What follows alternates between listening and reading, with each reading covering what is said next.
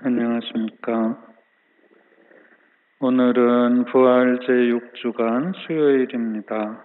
오늘 일독서는 바오로 사도의 아레오파고스 연설이라고 흔히 이야기하는 대목입니다.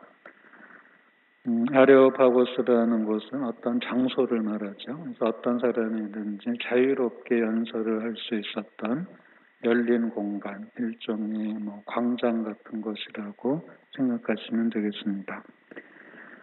아테네라는 그 당시 그 아주 지적인 중심지로 여겨졌던, 철학의 중심지로 여겨졌던 그런 곳에서 이제 행하신 연설이죠. 이 연설의 내용은 오늘 대목에서 좀 길게 나오지만 하느님께서는 어떤 분이신가에 대한 것입니다. 오늘 내용을 요약하면 이렇습니다. 하느님께서는 하늘과 땅의 주님이시다. 두 번째로 신전에 살지 않으시고 무엇이 부족하여 사람의 손으로 섬김을 받으시지 않는 분이다. 오히려 모든 이에게 생명과 숨과 모든 것을 주시는 분이시다. 세 번째로 한 사람에게서 온 인류를 만드시어 온 땅 위에 살게 하시고 일정한 절기와 거주지의 경계를 정하신 분이다. 라는 것이 바오로 사도가 이방인들에게 설교하신 내용입니다. 눈치를 채셨겠습니다만 바오로 사도가 전하는 하느님은 구원의 하느님이라기보다는 창조의 하느님이십니다. 창조의 하느님을 먼저 이야기하는 이유는 누구도 하느님에게서 벗어날 수 없다는 것을 밝히기 위한 것이고 또 어떤 공감대를 형성하기 위한 것입니다. 구원의 하느님부터 이야기하면 그 구원의 절박성에 대해서 잘 이해를 못할 수도 있기 때문이죠. 또 바오로 사도께서는 이어서 이렇게 말씀하십니다. 무지의 시대에는 그냥 도와 넘겨주셨다.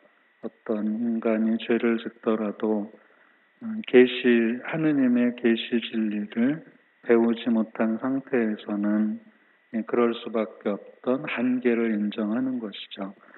이것은 이방인들이 그동안 해오던 것을 무조건 잘못됐다고 이야기하지 않는 것입니다. 이해를 하는 접근 방법이죠.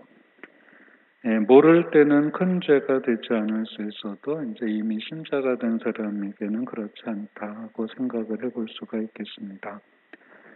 창조의 하느님과 구원의 하느님을 이어주는 것이 그리스도이십니다. 이 그리스도 덕분에 하느님을 알았으니 하느님께 충성을 다해야 한다. 또 나를 창조하신 분이 내 이웃도 창조하셨다는 사실도 깨달아야 하겠습니다. 하느님께서는 마테오복음사가가 전하는 대로 악인에게나 선인에게나 당신의 해가 떠오르게 하시고 의로운 이에게나 불의한 이에게나 비를 내려주시는 분이기 때문입니다. 구원의 하느님을 전하다 보면 상대방이 좀 배타적으로 느낄 수가 있습니다. 그래서 우리가 선교를 할 때는 창조의 하느님으로 접근하는 것이 더 바오로 사도의 그 지혜로운 태도를 본받는 것이겠죠. 오늘 복음에서 예수님께서는 내가 너희에게 할 말이 아직도 많지만 너희가 지금은 그것을 감당하지 못한다. 알아들을 준비가 되어 있어야 알아들을 수 있다는 겁니다. 달리기가 몸에 좋다고 해서 갓난아기에게 뛰라고 할 수는 없습니다.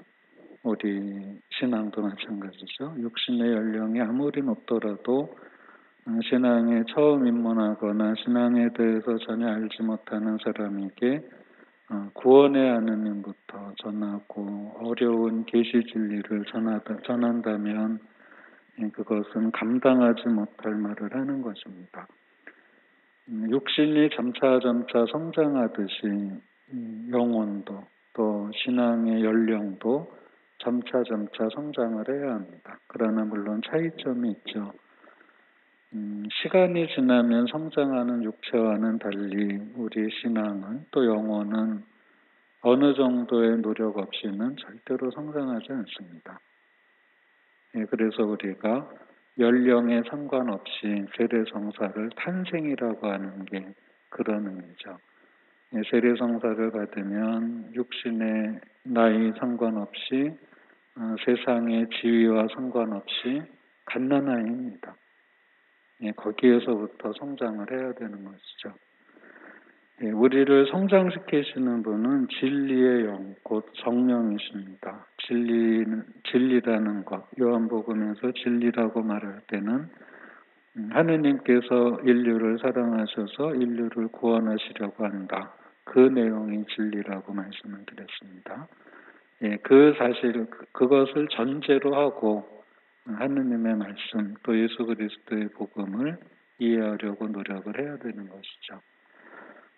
우리 신앙은 기쁜 것입니다. 우리를 억압하는 게 아닙니다. 예수님께서 우리에게 가르쳐 주신 말씀은 우리가 자유롭고 해방되고 기쁨 중에 살게 하시는 메시지이지 우리를 억압하고 옴짝달싹 못하게 만드는 그런 가혹한 계명을 주시지 않았다는 것을 우리가 생각해야 할 것입니다.